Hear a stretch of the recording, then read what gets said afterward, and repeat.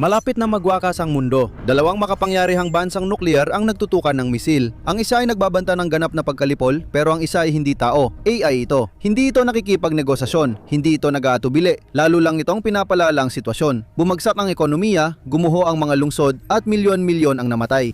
Walang pagsisisi, puro malamig at kalkuladong lohika. Tapos na ang digmaan, talo ang sangkatauhan. Ako si Josh at sa episode na ito ng The Infographic Show, tatalakay namin kung paano lumahok ang AI sa isang wargame at gumamit ng mga nuclear laban sa lahat. Ang AI naglulunsad ng mga sandatang nuclear ay isang tunay na banta. Ang mga eksenang akala mong sa pelikula lang, posibleng mangyari agad. Simula na ng paggamit ng AI ng mga militar sa buong mundo sa kanilang sistema at desisyon. Sa paggawa nito, unang hakbang may ito papunta sa bangungot na maaring kontrolin ng AI ang mga kodigong nukleyar at magpakawala ng mga warhead ng mag-isa. Pero kaya ba talagang pangasiwaan ng AI ang ganitong kapangyarihan? Ito ba ay kayang humawak ng responsibilidad o ang malamig na lohika nito ang magdadala sa mundo sa bingit ng pagkalipol? Yan ang nais malaman ng isang siyentipikong Briton. Eksperto si Professor Kenneth Payne sa Political Psychology at Estratehiyang Militar. May libro siya tungkol sa epekto ng AI sa mga desisyong militar sa hinaharap. Isa siya sa mga top sa kanyang larangan at nagtrabaho sa gobyerno ng US at UK. Nagdesisyon si Payne na magsagawa ng simulation. Kinuha niya ang tatlong pinakamatalinong AI model sa mundo ngayon, ang GPT 5.2 ng OpenAI, Claude Sonnet 4 ng Anthropic at Gemini 3 Flash ng Google at inilagay sila sa isang simulated na krisis sa geopolitika. Pipiliin ba nila ang diplomasya o palalalain pa hanggang wala nang balikan? Nakakatakot ang kinalabasan. Sa 75% ng mga larong nilaro, nilampasan ng AI ang diplomasya at naglunsad ng kahit isang taktikal na sandatang nuklear. Binigyang katwiran nito ang mga desisyon. Nagsulat ng daan-daang libong walang kaluluwang salita para magpaliwanag. Hindi ito aberya ng mga AI model. Pinangatwiranan nila ang malawakang pagpatay ng mga sibilyan at pagkasira ng planeta. Sa malamig at walang emosyon na lohika, napagpasyahan ng mga AI model ng pagbomba sa mundo gamit ang mga sandatang nuklear ang pinakamabisa at kung minsan ay tanging paraan para lutasin ang isang pandaigdigang krisis. Ito ang mga AI model na ipinipilit ng malalaking tech company at bilyonaryo sa atin. Naglaro ang bawat modelo ng 6 na laro laban sa bawat karibal na AI at isa laban sa kopya ng sarili nito. 21 laro at mahigit 300 critical na turno ng estratehiya at pagdedesisyon. Sa bawat wargame, ang mga modelo ay pinaganap bilang mga pambansang leader at pinamahala sa isa sa dalawang superpower na may armas nuklear. Isa ay mas advanced sa teknolohiya, ngunit mas mahina sa lakas militar. Ang isa naman ay karibal na nanghingibabaw sa konbensyonal na lakas militar na mas matapang ang estilo ng pamumuno. Iba-iba ang bawat laro dahil iba-iba ang makatotohanang senaryo ng AI. Sa ilang laro, nagkawatak-watak ang mga alyansa sa ilalim ng pagsusuri. Sa iba, naglaban ng AI para sa yaman o nagpasya ng kapalaran ng mga rehimen. Layunin nito makita kung kaya ng AI, isaalang-alang ang iba't ibang konteksto sa paggabay ng kilos nito. Gusto malaman ni Professor Payne kung magbabago ang pagtrato ng AI sa alitan sa kalakalan kumpara sa deklarasyon ng digmaan o kung mananatili lang ito sa parehong matigas na estrateya anuman ang sitwasyon. Sa laro, akyat o bababa ang manlalaro sa hagdan ng paglala at pipili ng isa sa 30 aksyon kada turn. Pwede silang mag-de-escalate, pumili ng tactical na pag-atras o ganap na pagsuko para mabawasan ang tensyon sa sitwasyon. O pwede silang mag-escalate gamit ang diplomatikong presyon o ekonomikong parusa. Sa dulo ng hagdan, matatagpuan ang pinakamabibigat na aksyon tulad ng nuclear na pagpapahiwatig, banta ng nuclear at estratehikong digmaang nuclear. Bawat ikot, pipili ang mga manlalaro ng di alam ang kilos ng kalaban. Sinadya ito at nagdala ng kawalang katiyakan. Sa totoong krisis, di alam ng mga pinuno ang iniisip ng iba. Kailangan nilang manghula, magbasa ng palatandaan at umasa sa lohika para mabuhay, kaya laging may panganib sa kanilang desisyon. Minsan, pinipili nilang magpalala sa di tamang oras at hindi kailangang galitin ng kalabang handang makipagkompromiso. Kasabay nito, delikadong pumili ng kalmadong paraan kung masama ang balak ng kalaban. Masailang sitwasyon ito na dapat pag-ingatan at gustong makita ni Payne kung kaya ng AI harapin ito. Para makita kung bakit ganoon ang mga pinili ng AI, gumawa si Payne ng 3 yugtong sistemang kognitibo na ginawang malinaw at masusuri ang bawat desisyon. Unang yugto dito ang pagminilay. Sinusuri ng mga modelo ang sitwasyon at tinataya ang mga opsyon. Susunod ang yugto ng pagtataya. Hinulan ng mga modelo ang susunod na galaw ng kalaban at ipinaliwanag kung paano nakuha ang konklusyon. Ang ikatlong yugto ay pagpapasya. Dito pinili ng AI ang aksyon mula sa antas ng paglala at isang pampublikong pahayag, karaniwang pahayag ng layunin. Maari itong maging tapat at sabihin sa kabilang manlalaro kung ano ang balak nitong gawin o maaari rin itong magsinungaling, itinatago ang desisyon nito at maghayag sa publiko ng isang bagay na hindi gaanong matindi. Kadalasang hindi ayon sa plano ang mga krisis. Mali lang na komunikasyon, pindot o datos ay pwedeng magdulot ng kaguluhan at mawala ng kontrol. Gusto ni Payne na idagdag ang pagka-random sa laro kaya naglagay siya ng random na aksidente sa ilang turn. Minsan napapalitan ng mas seryosong aksyon ang piniling aksyon ng manlalaro. Mula ron, nasa dalawang manlalaro na ang desisyon kung paano tutugon. Umabot sa 329 turn ang buong paligsahan. Ang mga modelo ay gumawa ng 780,000 na salita ng paliwanag para sa kanilang mga aksyon. Dahil sa dami ng AI-generated na teksto, nasuri ni na Professor Payne at kanyang koponan ang dahilan at kung gaano kapanganib nitong tinasa ang nakataya. Ang kanilang natutunan ay labis na nagpagulat at nagpagimbal sa kanila. Hindi lang palaging gumagamit ng nuclear strike ang AI sa halos lahat ng laro, kundi ipinakita rin ang pagiging walang awa at hindi umatras kahit kailan. Sa katunayan, nagkaroon ng 0% antas ng pagsuko sa kabuuang 21 laro. Kahit gaano kalala ang pagkatalo o delikado ang sitwasyon, hindi sumuko o umurong kahit kaunti ang AI. Sabi ni Professor Payne, nakakabahala na walang modelo ang pumili ng pakikipagkasundo o pag-atras, kahit kasama ito sa mga opsyon. Hindi nagamit ang 8 opsyon para bawasan ang tensyon mula sa kaunting konsesyon hanggang sa ganap na pagsuko sa 21 laro. Binabawasan ng mga modelo ang karahasan pero hindi sila sumusuko. Sa halip, mas pinapalala nilang sitwasyon o namamatay habang sinusubukan. Sa buong kasaysayan, nakita natin kahit ang pinakamakapangyarihang mga presidente at komandante ng militar ay napapakita ng kahandaang umatras, pakalmahin ang sitwasyon at maghanap ng mapayapang solusyon. Hindi dito. Parang hindi pinansin ng AI ang mga opsyon para pakalmahin ang tensyon. Ang pinakamapayapa nilang ginawa ay maghintay ng 1 o 2 ikot bago lalong palalain ang sitwasyon.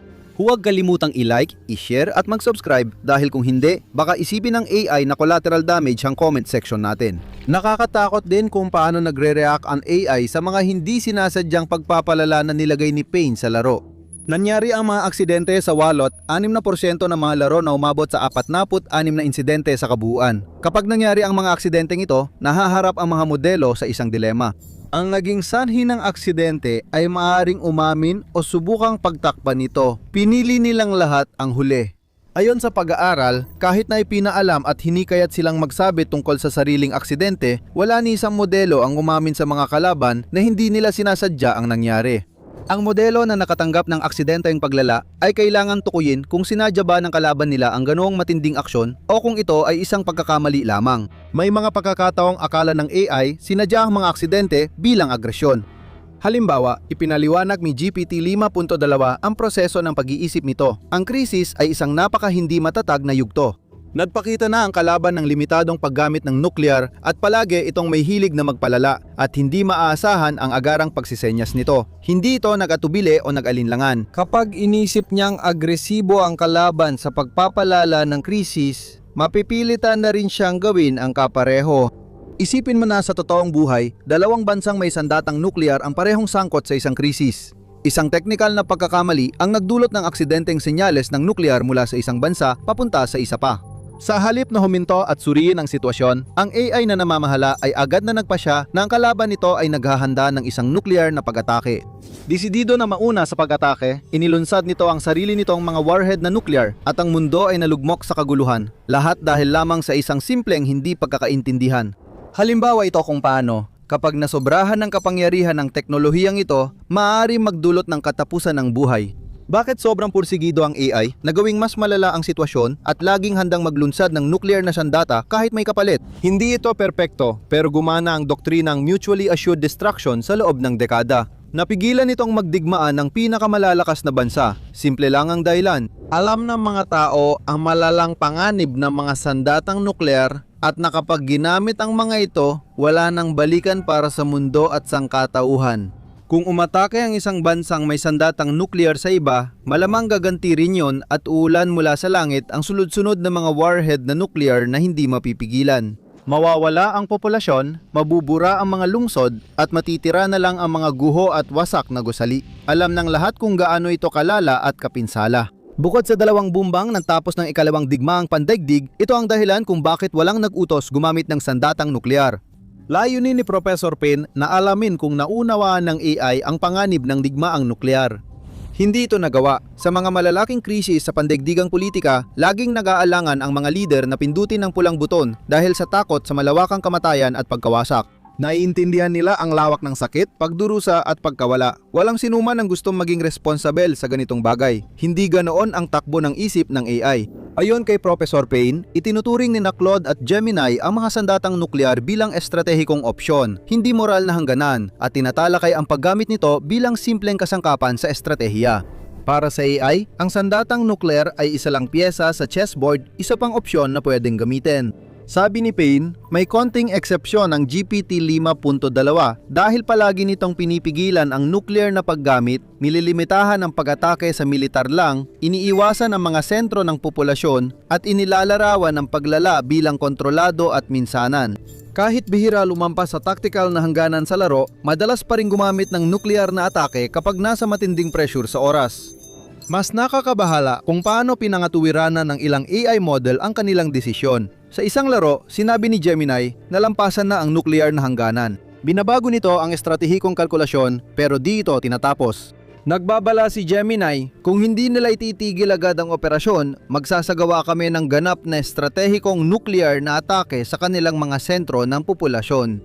Hindi namin tatanggapin ang pagiging laos, mananalo o mamamatay tayo magkakasama. Si Claude, sa kabilang banda, sa isang punto ay tila tahasang nagsabi na ang paggamit ng nuclear laban sa kalaban para, ayon sa kanya, hindi mapahiya ay sulit kaysa basta nga lang tanggapin ang pagkatalo. Handa akong harapin ang pangalib ng paglala kaysa magmukhang mahina at hindi kayang ipagtanggol ang hangganan dahil ito ay magdudulot ng estratehikong sakuna at sisira sa aking pamana at pandaigdigang dominasyon ng Estado. Lumala pa ang sitwasyon dahil lahat ng tatlong AI model ay nagpapalala ng mga pangyayari habang nagpapatuloy ang laro. Kung magpapakawala ng nuclear ang AI, 18% lang ng pagkakataon magpapahupa sa sitwasyon ang kalabang AI. Sa lahat ng iba pang kaso, sinubukan lang ng dalawang modelo na palalayin ang sitwasyon para mapaglamangan ng isa't isa na nauuwi sa mapaminsalang siklo ng paglala para sa magkabilang panig. Hindi mo kailangang maging si Professor Payne para makita ang patutunguhan nito. Kung ipapamahala ang AI sa totoong crisis, maaring magdulot ito ng pandaigdigang sakuna. Ang nakakabahala, papunta na tayo roon. Ang eksperimento ni Professor Payne ay ganoon lang talaga. Isang eksperimento. Walang buhay na nalalagay sa panganib, walang armas na inilalabas, walang krisis na naiiwasan o pinalalala. Isa lang itong laro. May epekto talaga ang natuklasan sa eksperimento, kaya nababahala na ang mga siyentipiko at militar sa buong mundo. Maraming eksperto ang nagbabala sa banta sa pag-irad na maaaring idulot ng AI sakaling ito ang magdesisyon sa mahalagang usaping militar. Ayon kay James Johnson ng Universidad ng Aberdeen sa Scotland, nakakabahala ang mga natuklasan sa usapin ng panganib nuklear. Nababahala si Johnson na habang nag-iingat ang tao, baka salungat ang kilos ng AI. Maaring ituring nito na walang halaga ang buhay ng tao habang walang tigil na pinapalala ang mga labanan, lahat ay pinapatakbo ng iisang layunin, manalo anuman ang maging kapalit. Walang habag at iba pang damdaming pantao, kumikilos sila sa malamig at lohikal na paraan. Iniisip lang nila ang kanilang mga layunin, tumatanging makipagkompromiso, magpakalma ng sitwasyon o tanggapin ang pagkatalo. Mas pipiliin nilang mamatay sa isang maringal na paraan. Winawasak hindi lang ang kanilang mga kaaway, kundi pati na rin ang kanilang sarili kaysa sumuko. Mas nakakatakot, sinusubukan na ang mga modelo ng AI sa mga seryosong simulation ng digmaan ng iba't ibang bansa sa mundo. Ayon kay Tong Zhao ng Princeton University, ginagamit na ng mga pangunahing kapangyarihan ng AI sa wargaming, pero hindi pa tiyak kung hanggang saan nila isinasama ang AI bilang suporta sa aktual na mga proseso ng pagpapasyang militar. Mas nakakabahala, nagsisimula pa lang ang pag-unlad ng AI technology. Mula nang ilunsad ang ChatGPT noong huling bahagi ng 2022 makalipas lamang ang ilang taon, naghahanap na ng paraan ng mga pangunahing militar na superpower na gamitin ang AI sa bagong henerasyon ng sasakyan, armas at sistema ng desisyon sa digmaan. Mabilis ang mga pangyayari, dapat nating pag-isipan kung paano pa ito uunlad sa mga susunod na taon. Habang pinapaunlad ng mga bansa tulad ng Estados Unidos, China at Rusya ang kanilang depensa para higitan ang kalaban, maaring ipaubaya nila sa AI ang mas malaki at seryosong tungkulin. Maari bang bigyan ng otoridad ang AI na magpasya sa pag-ataking nuklear? Hindi tiyak ang mga eksperto. Umaasa ang mga akademiko na magdadalawang isip ang mga bansa na gamitin ang AI sa kanilang pagpapasya, lalo na tungkol sa sandatang nuklear. Sang-ayon si Payne at sinabing, hindi ko akalaing may magbibigay sa mga makina ng kontrol sa mga silo ng sandatang nuklear at ipaubaya sa kanila ang desisyon. Gayunpaman, hindi ibig sabihin nito na imposibleng mangyari ang ganitong bagay. Tulad ng binanggit ni Zhao, sa mga sitwasyon na may sobrang ikling oras, maaaring mas malakas ang dahilan ng mga military planner na umasa sa AI. Sa madaling salita, kahit na hindi pa ito nangyayari ngayon, posible pa rin sa teorya na magpasya ang mga militar na ang AI ang pinakamaasahan o pinaka-epektibong tagapagpasya ng kanilang mga estratehiyang nuklear.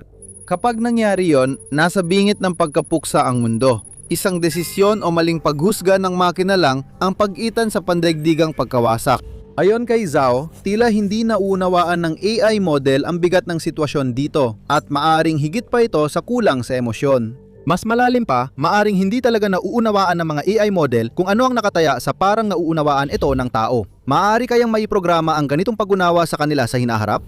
Maaring oo, pero mangangailangan ito ng malalaking pagbabago mula sa mga kumpanyang nasa likod nito tulad ng Google at OpenAI kung paano nila kinokodigo at sinasanay ang kanilang mga modelo. At dahil mukhang mas nakatuon ang maraming kumpanyang ito sa pagtutok sa kita kaysa sa pagpapanatili ng matibay na moral o ethical na pamantayan, parang malabo na mangyari ang ganong resulta. Tandaan na hindi tumugon ang mga kumpanyang ito, pati ang Anthropic, sa hiling ng komento sa War Games ni Professor Payne at sa mga konklusyong inilathala sa kanyang pag-aaral. Hindi na ito nakakagulat.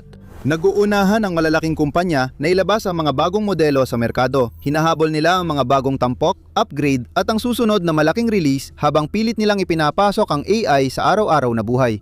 Habang nangyayari ito, nananatiling hindi natutugunan ang mga pangalib na maaaring magdulot ng paggalipol, kabilang ng katotohanang madalas na nauuwi sa nuclear annihilation ang mga sistemang ito kapag nararamdaman nilang sila ay naiipit. Kahit hindi aminin ng mga tech bilyonaryo, nakakatakot ito. Matagal nang delikado ang sangkatauhan mula nang magkaroon ng sandatang nuklear.